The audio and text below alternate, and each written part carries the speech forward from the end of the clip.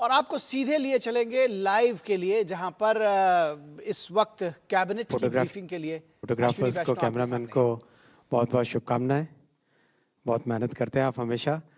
किसी दिन आपके साथ फ़ोटो खिंचाएंगे। आप हमेशा हम लोग ये फ़ोटो खींचते हैं, आज आपके साथ फ़ोटो खिंचाएंगे। साथियों, आज 5 बहुत बड़े फैसले लिए हैं जो कि देश की मूलभूत ज़रूरतों के लिए बहुत इम्पोर्टेंट है। पहले 4 प्रोजेक्ट्स हैं जो कि रेलवे के हैं और 5वां प्रोजेक्ट हाईवे का है। पहले 4 प्रोजेक्ट में जो हावड़ा से चेन्नई की रूट है, मेन लाइन है, इस मेन लाइन के क्वाड्रुपलिंग के डिसीजंस हैं। और एक है कटक से पारादीप रेलवे लाइन का क्वाड्रुपलिंग का 3rd and 4th लाइन। और 5वां प्रोजेक्ट है मुजफ्फरपुर से सीतामढ़ी होते हुए सोनबरसा, एकदम नेपाल के बॉर्डर तक। ये 4 लेन हाईवे बनाने का टोटल 13,041 करोड़ रुपीस के प्रोजेक्ट्स आज कैबिनेट में माननीय प्रधानमंत्री श्री नरेंद्र मोदी जी ने अप्रूव किए। पहले जो प्रोजेक्ट्स हैं उसकी इंपॉर्टेंस अगर हम समझें तो हावड़ा से चेन्नई ये बहुत इम्पॉर्टेंट मेन लाइन है। अगर देश के रेलवे नेटवर्क को अगर हम समझें तो इसमें दिल्ली से हावड़ा, हावड़ा से चेन्नई, चेन्नई से मुंबई और मुंबई से दिल्ली, फिर दिल्ली से लेके चेन्नई तक डायगनल और मुंबई से लेके हावड़ा तक डायगनल, और उसके बाद में गुवाहाटी तक जाने वाला नॉर्थ ईस्ट वाला लाइन। ये जो 7 लाइन्स हैं, ये these 7 lines are about 11% of the route, but they take 40% of the traffic. So बहुत important lines है, इसीलिए इन लाइन्स को एक फोकस्ड वे में एक के बाद एक इनको doubling, quadrupling, 3rd line, basically सबको क्वाड्रुपलिंग किया जा रहा है, 4 लाइन किया जा रहा है। इस चार्ट में आप देखेंगे हावड़ा से लेके चेन्नई तक पूरे रूट में जो रेड कलर में है वो आज अप्रूव हुए हैं, जो ब्लू कलर में है वो डीपीआर बनाने का काम उसका चल रहा है, डीपीआर फील्ड में सब कंप्लीट सर्वे वगैरह चल रहा है, और जो डार्क ग्रीन में दिखाई दे रहा है वो ऑलरेडी अप्रूव हो गई है या फिर ऑलरेडी बन चुकी है। So that way you can see from Howrah to Chennai we will have complete quadrupled जो 4 लाइन बनेगी हावड़ा से चेन्नई तक कंप्लीट। बहुत नई गाड़ियां चला पाएंगे, इससे कार्गो के मूवमेंट में आराम रहेगा और मेंटेनेंस करना आसान रहेगा। आज जो प्रोजेक्ट अप्रूव हुए हैं 1, 2 and 3 these are on the Howrah Chennai line and 4 is on Paradip Cuttack. मैं पहले प्रोजेक्ट पे आता हूं, खड़गपुर से भद्रक। खड़गपुर से भद्रक अगर हम देखें तो दिस गोज वाया बालेश्वर और नीचे रुपसा, रुपसा के बाद में नीचे भद्रक। ये कंप्लीट इसका पूरा उड़ीसा के कोस्ट के साथ है। इस कोस्ट के साथ जाने वाली ये लाइन है, इस लाइन को 4 लाइन कर रहे हैं अब खड़गपुर से भद्रक के बीच में। ऑलरेडी जैसे मैंने आपको बताया ऑल द वे कोलकाता से लेके चेन्नई तक, और उसका ये वाला सेक्शन आज अप्रूव हुआ है। ये इसका डिटेल्ड मैप है। इस डिटेल्ड मैप में आपको दिखेगा कि ट्रैफिक का फ्लो किस तरफ से है। ट्रैफिक का फ्लो कोल एरिया से है, आयरन ओर एरिया से है, और ऊपर हावड़ा से लेके चेन्नई तक जो complete mail, express, superfast, passenger, इन सब गाड़ियों का ट्रैफिक का फ्लो इस तरफ है। बीच में धामरा पोर्ट एक इम्पॉर्टेंट पोर्ट आता है, और एक पारादीप पोर्ट बहुत बड़ा पोर्ट है, पूरी अपने आप में बहुत इम्पॉर्टेंट हमारी श्रद्धा का केंद्र है। और ओवरऑल ये कंप्लीट ये वाला कॉरिडोर है। इस कॉरिडोर में ये जो ईस्ट और साउथ को लिंक करने वाला कॉरिडोर है, इस कॉरिडोर के काफ़ी जगह तो 3rd लाइन अभी ऑलरेडी बन रही है और कई जगह 3rd लाइन बन भी चुकी है। अब उसके साथ ये 4th लाइन हो जाने से कंप्लीट आर्टरी, कंप्लीट ये मेन ट्रंक कॉरिडोर ट्रैफिक के लिए बहुत अच्छा हो जाएगा, बहुत फ्री ट्रैफिक रहेगा। डिफ़िकल्ट टेरेन है, इस टेरेन में मेगा ब्रिजेस भी आएंगे। 2 मेगा ब्रिज बनेंगे, एक तो सुबर्णरेखा पे बनेगा, बहुत बड़ी नदी है, और इसके अलावा कई सारे 41 मेजर ब्रिजेस बनेंगे और 168 बनेंगे, 169 माइनर ब्रिजेस बनेंगे। जो स्टील के बहुत बड़े हब्स हैं, जखापुरा यानी कलिंगानगर, टाटानगर, दुर्गापुर, ये सारे के सारे मेन लाइन से जुड़ जाएंगे अच्छी कनेक्टिविटी के साथ। टोटल प्रोजेक्ट लेंथ है 173 किलोमीटर्स और प्रोजेक्ट की कॉस्ट आएगी 3,352 करोड़, 3,352 करोड़। बालेश्वर, भद्रक और वेस्ट बंगाल की पश्चिम मेदिनीपुर, ये डिस्ट्रिक्ट्स इससे डायरेक्टली बेनिफिट होंगे। बहुत सारे इसमें सीमेंट के, स्टील के, पावर प्लांट और कई तरह के इंडस्ट्रियल नोड्स हैं। बहुत इंपॉर्टेंट पॉइंट आप सबके लिए है कि इस प्रोजेक्ट के बनने से करीब 13 मिलियन टन कार्गो शिफ्ट होगा हाईवे से रेलवे में, and that will save about 21 crore kilograms of carbon dioxide. यानी अगर हम 83 लाख ट्रीज लगाते तो इतना कार्बन डाइऑक्साइड सेव होता, उतना इस प्रोजेक्ट के बनने से कार्बन डाइऑक्साइड की सेविंग होगी देश में। दूसरा प्रोजेक्ट है आगे भद्रक से हरिदासपुर, खड़गपुर से, हावड़ा से चले खड़गपुर, खड़गपुर से चले भद्रक, भद्रक से चले नीचे और आए हरिदासपुर। हरिदासपुर में भी ऑलरेडी अप टू भद्रक से हरिदासपुर थर्ड लाइन का काम काफ़ी तेज़ी से चल रहा है, कई जगह हो चुका है। वहाँ पे ये फोर्थ लाइन बनाएंगे। ये 75 किलोमीटर्स की लाइन है और अभी आपने भद्रक देखा, भद्रक से नीचे आगे हरिदासपुर।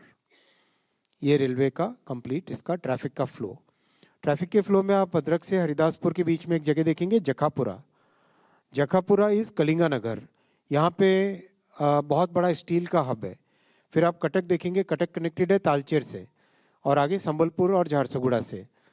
ये बहुत बड़े पावर, कोल, स्टील, आयरन, लाइमस्टोन, इन सब के मूवमेंट के लिए बहुत ही इम्पोर्टेंट कंप्लीट ये कॉरिडोर है।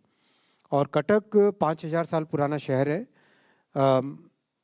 कटक को कोई डिस्टरबेंस नहीं हो, इसके लिए इस पूरे प्रोजेक्ट में rail over rail, rail flyover की डिज़ाइन की गई है। रेल फ्लाईओवर डिज़ाइन होने से काफ़ी जो कटक के अंदर कंजेशन होता था ट्रेन्स का, वो फिनिश हो जाएगा। अब इसमें भी मेजर मेगा ब्रिजेस बनेंगे और बहुत ही इम्पोर्टेंट स्ट्रेच है ये। 2 मेगा ब्रिजेस बनेंगे बैतरणी रिवर और ब्राह्मणी रिवर पे, दोनों ही बहुत बड़ी नदियां हैं, इस पे दोनों पे मेगा ब्रिजेस बनेंगे।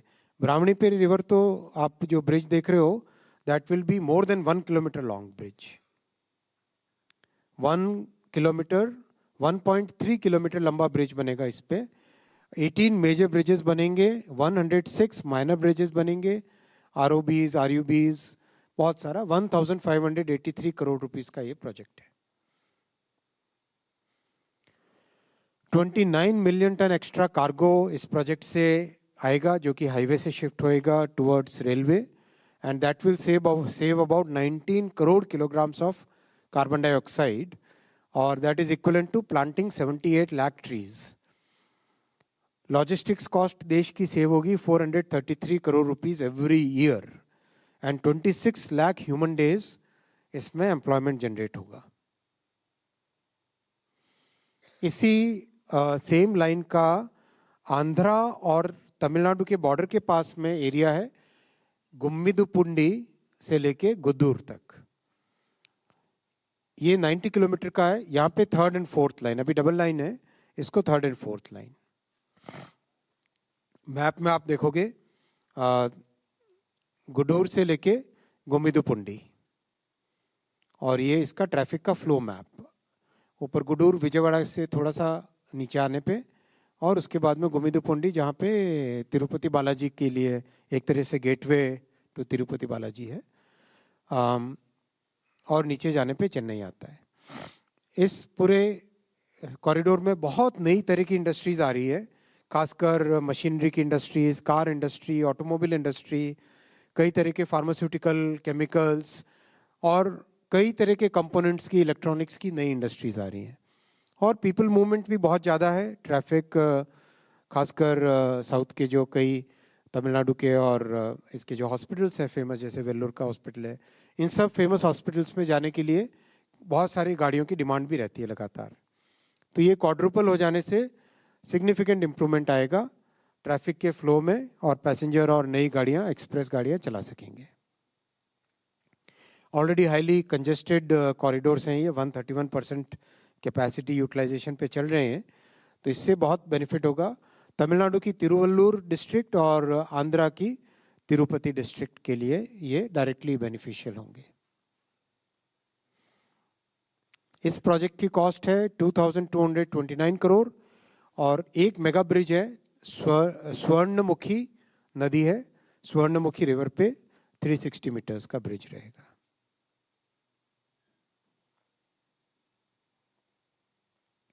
$21 मिलियन टन कार्गो एक्स्ट्रा इससे आएगा रेलवे के पास और 17 crore kilograms of carbon dioxide save होगा, which is equivalent to planting 68 lakh trees plant करते, उससे जितना कार्बन डाइऑक्साइड सेव होता उतना ही इस प्रोजेक्ट से, इस रेलवे लाइन से, ट्रैफिक रोड से रेल में जब शिफ्ट होता है तो 90% के आसपास करीब कार्बन डाइऑक्साइड सेविंग होती है।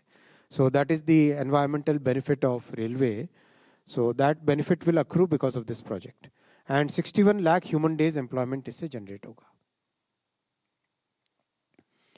ये बहुत इंपॉर्टेंट प्रोजेक्ट है कटक से पारादीप। कटक से पारादीप की इंपॉर्टेंस आप देखो इस वाले प्रोजेक्ट में, देखो नॉर्थ में झारखंड और उड़ीसा के आयरन और स्टील के एरियाज, इन सब का जो ट्रैफिक है वो आप अगर आप ऊपर से देखोगे, राजखरसवा एक जगह लिखी हुई है, वहाँ से लेके आते हैं हम नीचे जखापुरा, आगे भद्रक धामड़ा पोर्ट की तरफ, और नीचे जाते हैं तो जखापुरा से आगे हरिदासपुर से पारादीप। तो कुछ ही दिन पहले हरिदासपुर से पारादीप डबलिंग अप्रूव की थी माननीय प्रधानमंत्री जी ने। तो जो झारखंड और नॉर्थ उड़ीसा का ट्रैफिक है वो ट्रैफिक मोस्टली पारादीप पहुंचेगा, जखापुरा, हरिदासपुर, पारादीप इस लाइन से। और जो सेंट्रल उड़ीसा यानी तालचेर आप देख रहे हो, फिर झारसुगुड़ा, संबलपुर और छत्तीसगढ़, वेस्टर्न उड़ीसा और सेंट्रल उड़ीसा का जो ट्रैफिक है वो आएगा via Talcher, Nirgundi, Cuttack to Paradip. Paradip port east coast पे और देश के भी अभी सबसे बड़े पोर्ट्स में से एक है। अभी करीब 250 मिलियन टन का इसका कार्गो की कैपेसिटी है और जितना तेजी से इसका एक्सपेंशन हो रहा है, this port will be carrying in future, in coming years 450 million tons of cargo. 450 million turns cargo माने वर्ल्ड के मेगा पोर्ट्स में ये शामिल हो रहा है। तो मेगा पोर्ट के लिए आपको आर्टरीज, ट्रांसपोर्ट की जो आर्टरीज हैं उनको अभी से इस पे काम करना चाहिए। That's why we decided to take both the projects, Haridaspur Paradip doubling and Cuttack Paradip quadrupling. Cuttack Paradip quadrupling का अनदर बेनिफिट जो आएगा, बहुत सारा जो तालचेर, संबलपुर, ईब, झारसुगुड़ा, ये जो कोल बेल्ट का कोल है which today travels by train to Tamil Nadu, Kerala, Telangana, Andhra, वो सीधा पारादीप आ जाएगा, पारादीप से शिप में जाएगा, शिप में जाके then it can go to Tamil Nadu, then it can also come to the west coast, Karnataka आ सकता है, केरल आ सकता है, महाराष्ट्र आ सकता है। तो बहुत आप जानते हैं कि ship is the lowest cost of transportation. Ship सबसे ज़्यादा इकोनॉमिकल है ट्रांसपोर्टेशन में। तो शिप और रेलवे के कॉम्बिनेशन से ओवरऑल देश की लॉजिस्टिक्स कॉस्ट में बहुत बड़ा बेनिफिट आएगा। इसीलिए इस प्रोजेक्ट की इम्पोर्टेंस है और इसमें बहुत बड़ा इकोनॉमिक कॉरिडोर होने के कारण पीपल मूवमेंट भी बहुत ज़्यादा है। लोगों की लगातार डिमांड रहती है कटक पारादीप के बीच में, भुवनेश्वर पारादीप के बीच में, तालचेर पारादीप के बीच में और कलिंगानगर पारादीप के बीच में मूवमेंट के लिए पैसेंजर ट्रेन्स की, मेमू की, वंदे भारत की डिमांड लगातार रहती है। तो ये कैपेसिटी बन जाने से पब्लिक की पैसेंजर मूवमेंट की डिमांड भी फुलफिल कर सकेंगे और देश के लिए, इकोनॉमी की ग्रोथ के लिए और देश की लॉजिस्टिक्स कॉस्ट को कम करने के लिए एक एनवायरमेंटली सस्टेनेबल मेथड बन जाएगा देश के लिए। ये बहुत इंपॉर्टेंट प्रोजेक्ट है, इसमें बहुत थॉट गई है, इतना थॉटफुल इसमें प्लानिंग हुई है क्योंकि कटक शहर भी बहुत पुराना शहर है, 5000 ईयर्स पुराना है, मुझे कटक में सेवा करने का भी मौका मिला था। तो यहाँ पर कंजेशन ना हो, ये ध्यान रख के कंप्लीट प्रोजेक्ट का डिज़ाइन किया गया है।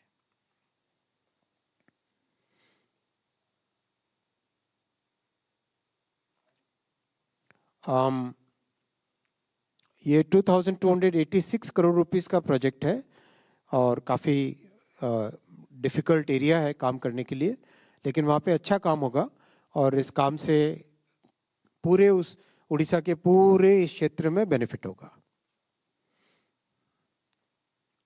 12 मिलियन टन कार्गो इमीडिएटली आ जाएगा। वैसे जब पारादीप पोर्ट का एक्सपेंशन होगा बाय 29, 30, 30, 32, 33 में जैसे जैसे इसका एक्सपेंशन होगा तब और ज़्यादा बहुत ज़्यादा कार्गो आएगा इसमें। इस लाइन पे अभी शुरुआत में 12 मिलियन लिखा है, लेकिन उससे भी बहुत ज़्यादा कार्गो इस पे आएगा। अब मैं आता हूँ बिहार में बहुत इम्पोर्टेंट आज हाईवे का प्रोजेक्ट माननीय प्रधानमंत्री जी ने अप्रूव किया है।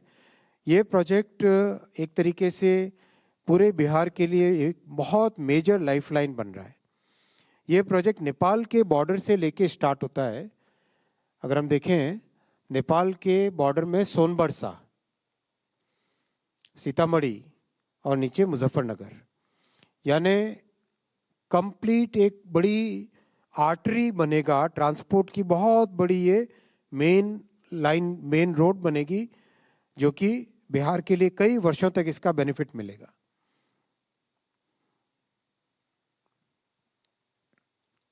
एटी 83 किलोमीटर्स का ब्राउनफील्ड प्रोजेक्ट है। एग्जिस्टिंग लाइन को अपग्रेड किया जाएगा 4 लेन हाईवे में और 3591 करोड़ रुपीस का इन्वेस्टमेंट इसमें होगा। 30 मंथ्स में कंस्ट्रक्शन रहेगा। पेमेंट फ्लेक्सिबल पेमेंट यानी ब्लैक टॉप पेमेंट रहेगा इसमें और 7 मेजर ब्रिजेस हैं, काफ़ी नदियाँ उनकी डिस्ट्रीब्यूटरीज वो हैं। 7 मेजर ब्रिजेस हैं, 3 आरओबीज हैं, 6 अंडरपासेस हैं और बागमती रिवर पे 340 मीटर्स का बड़ा ब्रिज एक बनेगा। इसको हैम मोड में किया जाएगा। कई मेजर टूरिज्म के स्पॉट्स हैं, प्लस एक तरीके से ये सारा इकोनॉमिक कॉरिडोर बन रहा है। बहुत तेज़ी से यहाँ पे डेवलपमेंट बढ़ रहा है। माता जानकी के टेम्पल को भी कनेक्ट करेगा सीतामढ़ी डिस्ट्रिक्ट में। माननीय प्रधानमंत्री श्री नरेंद्र मोदी जी की इस ऐतिहासिक 3rd टर्म में इंफ्रास्ट्रक्चर के लिए जो बहुत महत्वपूर्ण फैसले लिए गए हैं, जो देश के लिए बुनियादी ढांचा है, देश के लिए एक फाउंडेशन है, वो प्रोजेक्ट्स 62 रेलवे प्रोजेक्ट्स हैं, 38 हाईवे प्रोजेक्ट्स हैं, 12 मेट्रो प्रोजेक्ट्स हैं। ये सारे के सारे स्ट्रेट अवे हमारे मिडिल क्लासेस और यूथ को बेनिफिट करने वाले प्रोजेक्ट्स हैं। इससे नई अपॉर्चुनिटीज़ बनेंगी और जीना, ईज ऑफ लिविंग वाला फैक्टर बढ़ेगा। 5 नए एयरपोर्ट्स हैं, मेजर पोर्ट्स हैं, शिप रिपेयर, शिपिंग रिफॉर्म्स हैं, रोपवेज हैं और ग्रीन पावर के प्रोजेक्ट्स हैं, इंडस्ट्रियल सिटीज़ हैं और गरीबों के लिए, गरीब परिवारों के लिए, लो इनकम फैमिलीज़ के लिए आवास योजना के प्रोजेक्ट्स हैं और जल जीवन मिशन, कोल गैसिफिकेशन जो कि एक नेचुरल एनर्जी के लिए, और पीएम सूर्य सरोवर योजना। साथ ही इलेक्ट्रॉनिक्स कंपोनेंट्स मैन्युफैक्चरिंग भविष्य के लिए, और आज के यूथ को जो इंडस्ट्रीज़ पसंद आती है वो इंडस्ट्रीज़ हैं जिसमें खूब एम्प्लॉयमेंट जनरेट हो रहा है, सेमिकॉन और मोबाइल फ़ोन मैन्युफैक्चरिंग्स की। प्रेजेंटेशन वैसे आपके साथ डिस्ट्रीब्यूट किया जाएगा, लेकिन जो भी लोग डाउनलोड करना चाहें उनके लिए QR कोड है। Thank you. Thank you, sir. So we'll, as per protocol, start from the left. Yes. Sir, मैं सचिन बुधोलिया हूँ हिंदुस्तान समाचार से। ये जो सर रेलवे के जो मल्टी ट्रैकिंग का प्रोजेक्ट है, इसमें विजयवाड़ा से जो चेन्नई का सेक्शन है सर, ये एक GC/GQ लाइंस का एक ऐसा सेक्शन है जिसमें आपका चेन्नई हावड़ा और चेन्नई दिल्ली, ये दोनों कॉमन उस पर होता है। तो ये 2 ट्रैफिक आकर के विजयवाड़ा से चेन्नई पर मर्ज करते हैं। तो इसका सर कैपेसिटी जो बढ़ाने की बात थी, इसमें अभी तक क्या हुआ, उसका अगर कुछ जानकारी अगर आप दे पाएँ तो।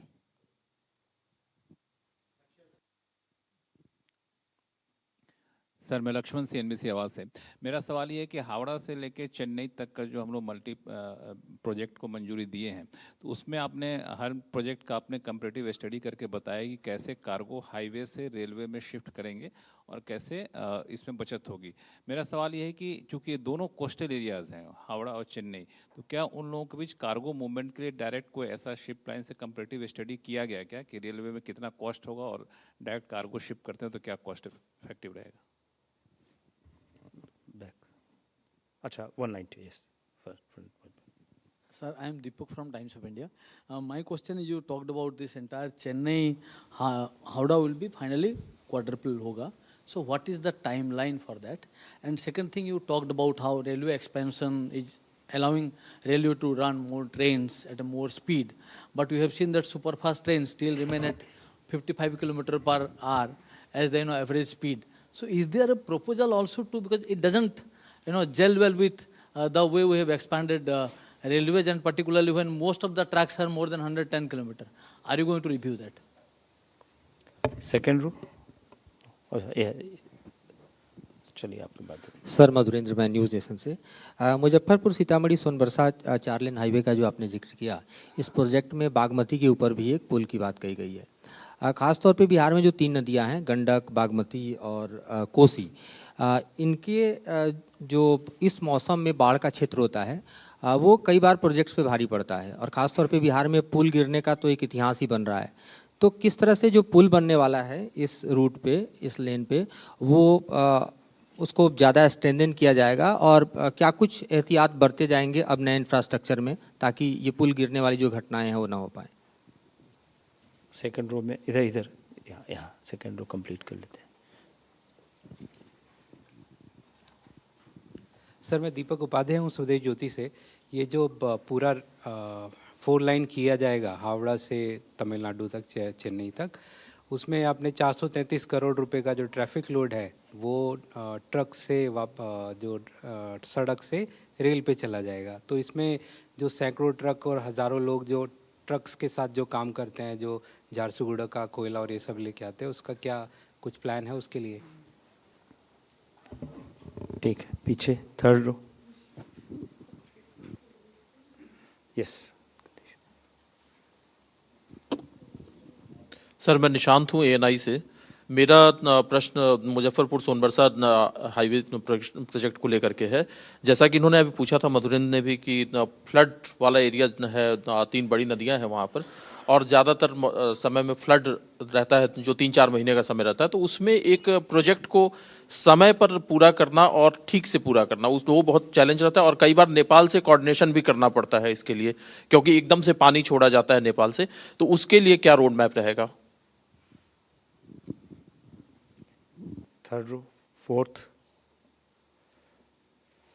Anybody else left? अच्छा, इधर सेकेंड रो में। सर मेरा बस वही, हावड़ा टू चेन्नई जो है उसमें ट्रेड कौन कौन से कनेक्ट हो रहे हैं? क्योंकि ये दोनों ही जो चेन्नई और हावड़ा दोनों ही बिजनेस के लिहाज से काफ़ी महत्वपूर्ण जगह माना, ट्रेडिशनल बिजनेस भी काफ़ी कैरी करते हैं। Yes sir, thank you. Vijayawada से चेन्नई जो सबसे पहला क्वेश्चन था, विजयवाड़ा से चेन्नई अगर आप देख रहे हैं, जो ऑलरेडी सैंक्शनड है प्रोजेक्ट्स, वो हैं डार्क ग्रीन में। विजयवाड़ा से चेन्नई अगर आप देखेंगे, यहाँ से विशाखापट्टनम, काकीनाडा और उसके आगे ये आ गया विजयवाड़ा, बीच में ब्लू कलर के अंदर दिख रहा है आपको, ब्लू कलर वाले स्ट्रेच में दिख रहा है। तो इसका कंप्लीट DPR का काम अभी चल रहा है, विजयवाड़ा से चेन्नई और विजयवाड़ा से ऊपर की तरफ इस पॉइंट तक, विजयनगरम तक, इसका कंप्लीट अभी DPR का काम चल रहा है। जैसे DPR बनेगा ये भी एक क्वाड्रुपलिंग होगा। तो ये क्वाड्रुपलिंग होने से, जैसा आपने स्वयं कहा, बहुत अच्छा पॉइंट था आपका, कि हावड़ा से चेन्नई रूट में भी ये कॉमन है और चेन्नई से अपने मुंबई से चेन्नई वाले रूट में भी, दिल्ली से चेन्नई वाले रूट में भी ये कॉमन आता है। तो उन दोनों रूट्स के लिए इसका बेनिफिट मिलेगा डेफिनेटली। इसका जब क्वाड्रुपलिंग हो जाएगी ये, उसका बेनिफिट इनको भी मिलेगा। ये बहुत इंपॉर्टेंट पॉइंट, आपने 2 पॉइंट रेज किए, स्पीड का, कॉस्ट का और ट्रक्स के। देखो ओवरऑल देश में जो कार्गो का मूवमेंट यानी ट्रांसपोर्ट की जो डिमांड है, वो डिमांड करीब करीब 10% पर एनम से बढ़ रही है। यानी इतनी तेजी से डिमांड बढ़ रही है कि ट्रक्स का भी ग्रोथ होगा और ट्रेन का भी ग्रोथ होगा, एयरपोर्ट्स का भी ग्रोथ होगा, कार्स का भी ग्रोथ होगा और ओवरऑल और वाटरवेज का भी ग्रोथ चाहिए। ओवरऑल जो हमारी देश की इकोनॉमिक जर्नी है आने वाले समय की और अभी तक की, इसमें ट्रांसपोर्टेशन एक बड़ा बॉटलनेक बना हुआ था। इस बॉटलनेक के कई रिजल्ट्स ऐसे हैं जो वर्षों वर्षों तक, कई वर्षों तक जो निगलेक्ट रहा, 60 साल तक निगलेक्ट रहा, तो 12 साल में उसको ट्राई कर रहे हैं फिलअप करने का। ऑब्वियसली 60 साल के निगलेक्ट को आप 12 साल में कैसे फिलअप करेंगे? तो 38,000 किलोमीटर्स रेलवे ट्रैक बनाने के बाद में कम से कम आज एक मूवमेंट पहले से बेटर हुआ है। आप देखते हैं कि चाहे छठ हो, दिवाली हो, समर हो, होली हो, हर एक सीज़न में sufficient number of extra trains चला पा रहे हैं। Last year total special trains चली थी करीब करीब 75,000 टोटल स्पेशल ट्रेन्स चली थी। तो ये पॉसिबल हो पा रहा है क्योंकि कैपेसिटी क्रिएट कर रहे हैं। और जैसे आने वाले समय में अब हर साल करीब 3,000 से 4,000 किलोमीटर नए रेलवे ट्रैक्स बिछ रहे हैं, तो उससे और ज़्यादा कैपेसिटी क्रिएट होगी। तो जो एवरेज स्पीड बढ़ने का विषय है, एवरेज स्पीड बढ़ेगी जब कैपेसिटी बढ़ेगी। फिर करीब देश भर के 80%, 81% ट्रैक्स को अपग्रेड किया है। बहुत पुराने ट्रैक्स थे, कई वर्षों तक उनका रिप्लेसमेंट नहीं हुआ था, तो इस एक दशक में 81% ऑफ द ट्रैक्स को अपग्रेड किया है और 99.6%, ऑलमोस्ट 100% ट्रैक्स को इलेक्ट्रीफाई किया है। तो ये इतना मैसिव स्केल का काम है कि आज एक लेवल पे पहुंचे हैं, लेकिन ये एक शुरुआत है, ये केवल शुरुआत है। अब इसके आगे का जो लेवल हमें मेहनत करके बनाना है, वो लेवल होगा जिस लेवल में एक आप एक्सपीरियंस डिफरेंट टाइप का देखोगे, ट्रेन्स की एवरेज स्पीड बढ़ेगी, सेफ्टी में जो सिग्निफिकेंट इम्प्रूवमेंट आया है, 90% कम हुए एक्सीडेंट्स, वो और इम्प्रूव होगा। 90% कम हुए एक्सीडेंट्स। तो ये जो इम्प्रूवमेंट लाना है, इस इम्प्रूवमेंट के लिए स्टेप बाय स्टेप ये सारे प्रोजेक्ट्स एक एक करके लेके आ रहे हैं।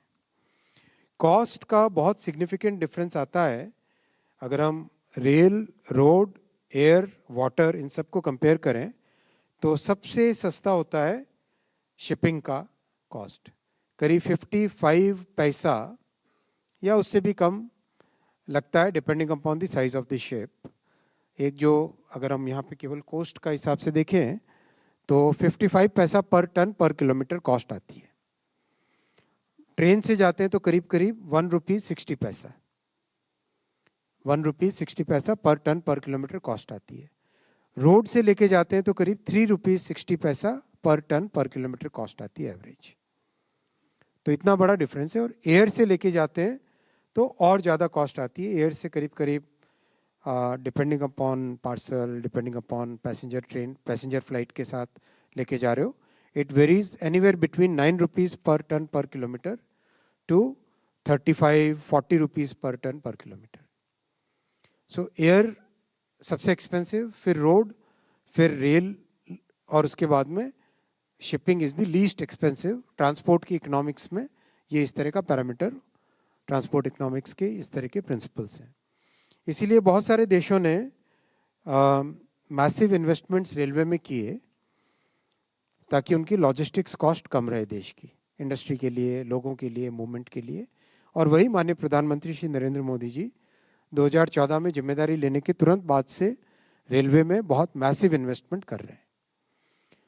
इससे देश का लॉजिस्टिक्स कॉस्ट भी कम होगी, एनवायरमेंटल बेनिफिट भी होगा। Between road and rail environmental point जो आता है बार बार, जो आपने कई बार प्रश्न पूछा भी है, उसकी बहुत डिटेल स्टडी हुई है। डिटेल स्टडी के बाद में ये नंबर्स आए हैं। Railway is 90% less carbon dioxide intensive compared to highway. और ये डीजल टू डीजल का कंपैरिजन है, डीजल ट्रेन से वर्सेस डीजल ट्रक। तो इलेक्ट्रीफाई हो जाने से उसका और ज़्यादा बेनिफिट मिलता है। वो स्टडी भी कई साइंटिस्ट अभी कर रहे हैं इसका। इसीलिए ये इम्पॉर्टेंट है हमारे लिए, देश के लिए, कि जितना डेवलपमेंट हाईवे में हुआ है उतना ही डेवलपमेंट रेलवे में भी हो। अनफॉर्चुनेटली 1950 से लेके लंबे समय तक 50-60 वर्षों तक रेलवे को निगलेक्ट किया गया था। वो चेंज माननीय प्रधानमंत्री जी ने 2014 के बाद में वो एक सिग्निफिकेंट चेंज अपने पॉलिसी पैरामीटर्स में लाए। इससे ट्रक्स के लिए भी बेनिफिट रहेगा क्योंकि हाईवे भी नए बन रहे हैं, कार्गो बढ़ रहा है, अराउंड 10% के आसपास ग्रोथ है, और देश के एनवायरमेंटल बेनिफिट और लो कॉस्ट लॉजिस्टिक्स के लिए भी इसमें पैरामीटर्स रहेंगे। फ्लड्स और ब्रिज की डिज़ाइन पे बहुत ध्यान दिया जाता है। आप सब जानते हो हाईवे की डिज़ाइन टीम्स बहुत स्ट्रॉन्ग डिज़ाइन टीम्स हैं, और नेशनल हाईवे का अच्छा ट्रैक रिकॉर्ड है। श्रद्धेय अटल जी के समय से लेकर अभी तक बहुत अच्छा नेशनल हाईवेज़ का ट्रैक रिकॉर्ड है। इसी ट्रैक रिकॉर्ड पे ब्रिजेस की डिज़ाइन बहुत ध्यान से करेंगे। आप निश्चिंत रहें, बागमती नदी में फ्लड्स की उन सब को चीज़ों को ध्यान में रखते हुए ही ब्रिजेस की डिज़ाइन करेंगे। Thank you.